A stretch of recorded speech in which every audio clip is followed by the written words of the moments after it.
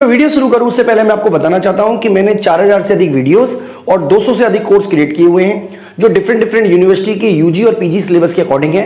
इसके अलावा हमने यूपीएससी इकोनॉमिक्स ऑप्शनल का कोर्स क्रिएट किया हुआ है, इंडियन इकोनॉमिक्स सर्विसेज के कोर्स हमारे पास हैं।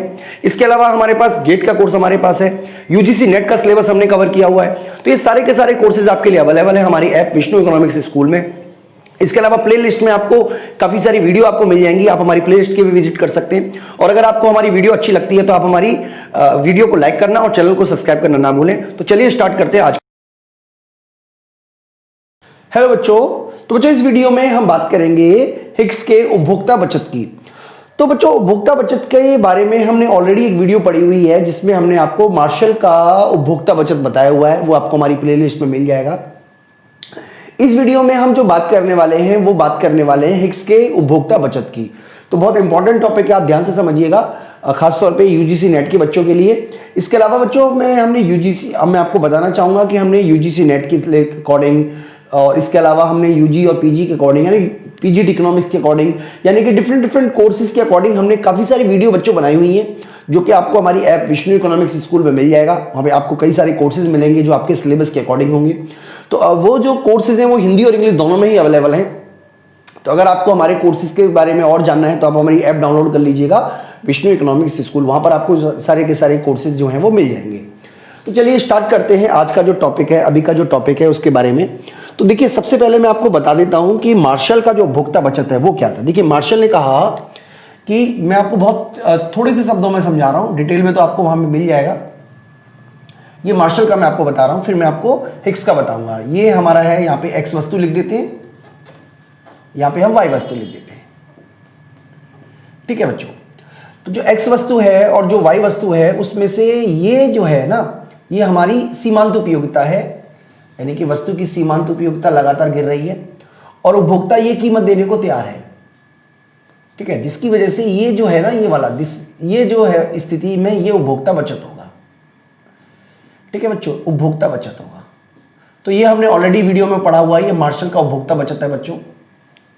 हिग्स ने इस उपभोक्ता बचत की दो बातों पर विरोध किया। पहला, मैं आपको यहां लिख देता हूं, पहला कि इसमें जो गणनावाचक उपयोगिता का, गणनावाचक उपयोगिता का, यानी कि इन्होंने ये माना था कि यानी कि जो मार्शल है उनके दृष्टिकोण में ये माना था कि उपयोगिता को हम अंकों में माप सकते हैं, जैसे 1 2 3 4।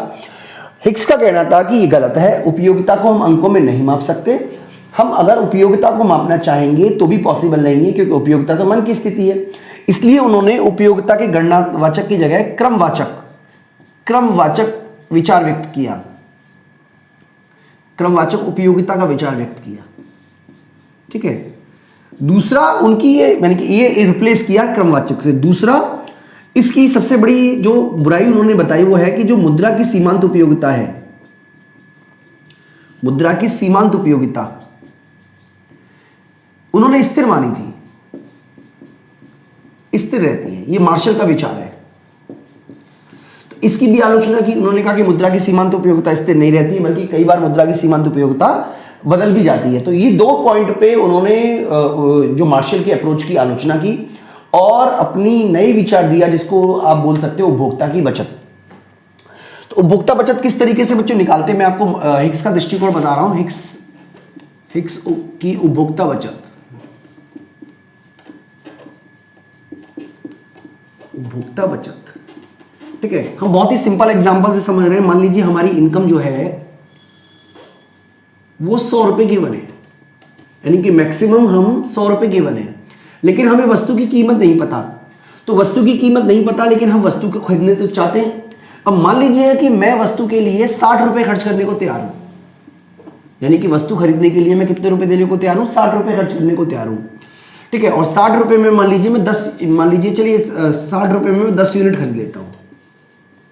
मतलब मुझे 10 यूनिट खरीदने की जरूरत है और 10 यूनिट के लिए मैं मैक्सिमम टू मैक्सिमम 60 रुपए दे सकता हूं, ये मैंने मान लिया। अब लेकिन मुझे प्राइस पता ही नहीं है। ठीक है, लेकिन जब मैं मार्केट में जाता हूं तो मार्केट में पता चलता है कि जो प्राइस चल रहा है वो तो 5 रुपए पर यूनिट चल रहा है। इसका मतलब मुझे 10 यूनिट खरीदने के लिए कितने रुपए देने पड़ेंगे, 10 रुपए खरीदने के लिए देने पड़ेंगे 50 रुपए। इसका मतलब बात वही है, देने के लिए मैं तैयार था 60 के लिए, लेकिन वास्तव में दे रहा हूं मैं 50, तो इसका मतलब ये हुआ कि 60 में से 50 माइनस कर दोगे तो 10 रुपए की उपभोक्ता बचत हो गई। लेकिन यहां पर जो गणना की गई है वो क्रमवाचक की गई है, सॉरी गणनावाचक की गई है, यहां पे क्रमवाचक की गई है। कैसे करेंगे वो मैं आपको डायग्राम से समझा देता हूं बच्चों, आपको बिल्कुल क्लियर हो जाएगा कंसेप्ट। ठीक है, तो ये हमारा एक डायग्राम है। यहां पे हम क्या लिख देते हैं, एक्स वस्तु लिख रहे हैं नीचे और ऊपर लिख रहे हैं वाई वस्तु, सॉरी वाई वस्तु नहीं, उपभोक्ता की आय।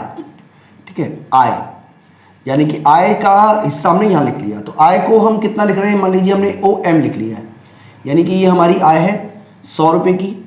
इसका मतलब अगर हमारे पास 100 रुपए रहते हैं तो हम 0 वस्तु खरीदेंगे।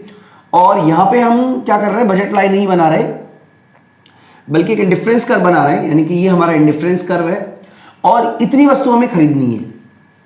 ठीक है, मान लो 10, इसका मतलब इस वस्तु खरीदने के लिए मैं आपको खर्च करने को तैयार हूं ON, यानी कि इतना पैसा मैं खर्च करने को तैयार हूं, ये मैं रेडी हूं, ये मैं खर्च करने को तैयार हूं, खर्च करने को रेडी हूं। ठीक है, तो यानी कि यहां पे ये हमारा 40 आ गया। ठीक है, तो खर्चा कितना है बच्चों, ऊपर से नीचे खर्चा देखिए, ये हमारा खर्चा है। अगर मैं ऐसे लगा दूं, इसको इस पॉइंट को लगा दें, इसको मैं A बोलूं, इसको B बोलूं और इसको मैं L बोल देता हूं। तो इसका मतलब क्या हुआ कि मेरे पास टोटल AL पैसा है जिसको कि और मैं OX वस्तु खरीदने के लिए मैं AB पैसा खर्च करने को तैयार हूं। ये तब है जब मुझे कीमत के बारे में जानकारी नहीं है। अब मान लीजिए कीमत के बारे में जानकारी हो गई और हमें पता चल गया है कि जो कीमत है वो 5 रुपए पर यूनिट है। ठीक है, तो 5 रुपए पर यूनिट का मतलब ये हुआ कि अब मैं 20 यूनिट खरीदने को रेडी हूं, मैं 20 यूनिट खरीद सकता हूं। तो यहां पे मैं 20 लिख लेता हूं, लेकिन खरीदनी तो मुझे 5 ही है। ठीक है ना, तो इसका मतलब क्या हुआ कि अब मेरे लिए जो उपभोक्ता का बिंदु है वो देखिए ये वाला है, ये मैं ले लेता हूं इस तरीके से। ठीक है, इसका मतलब मेरे लिए ये वाला पॉइंट है A, इसको हम नाम देते हैं D, दे देते हैं D। तो ये उपभोक्ता संतुलन बिंदु है IC2 पर। इसका मतलब उपभोक्ता कितने पैसे खर्च करने को तैयार था, पहले वो AB खर्च करने को तैयार था, लेकिन वो वास्तव में कितने खर्च कर रहा है, AD। इसका मतलब ये जो हिस्सा है ना, ये वाला, इसको चाहे H बोल देते हैं, चाहे तो HN बोल देते हैं, चाहे DE बोल देते हैं, यही उपभोक्ता की बचत है। यानी कि उपभोक्ता जो है, जब उसको कीमत के बारे में जानकारी नहीं थी तब वो AB कीमत देने को तैयार है, AB कीमत देने को तैयार है।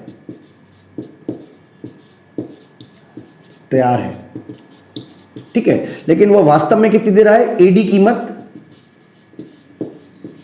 उपभोक्ता दे रहा है। इस स्थिति में जो AB जो BD है, B और D, वो उपभोक्ता की बचत को दर्शाती है।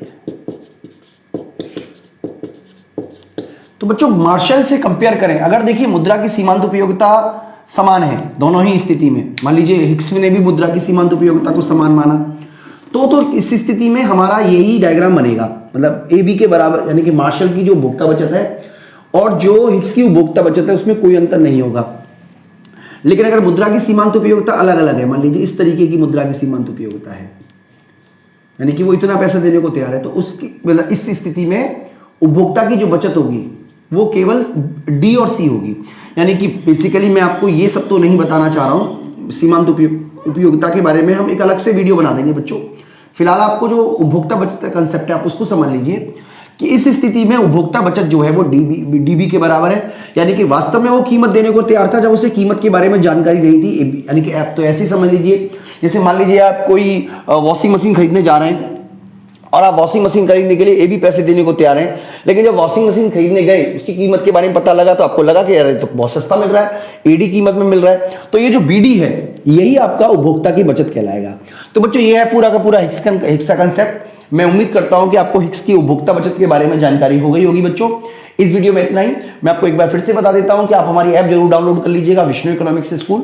वहां पर आपके बहुत सारे कोर्सेज जो आपकी रिक्वायरमेंट के हिसाब से होंगे वो आपको मिल जाएंगे। इस वीडियो में इतना ही, थैंक यू।